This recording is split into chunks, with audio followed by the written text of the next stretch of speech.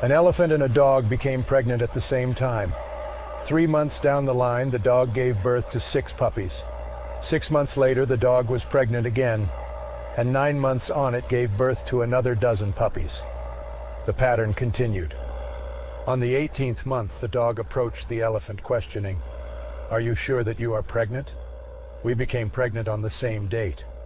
I have given birth 3 times to a dozen puppies, and they are now grown to become big dogs, yet you are still pregnant. What's going on?" The elephant replied, "There is something I want you to understand. What I am carrying is not a puppy but an elephant. I only give birth to one in 2 years. When my baby hits the ground, the earth feels it. When my baby crosses the road, human beings stop and watch in admiration. What I carry draws attention. So what I'm carrying is mighty and great. Don't lose faith when you see others receive answers to their prayers in what seems like record time. Don't be envious of others' testimony. If you haven't received your own blessings, don't despair. Say to yourself, my time is coming, and when it hits the surface of the earth, people shall yield in admiration. Do not compare your journey to anyone else's.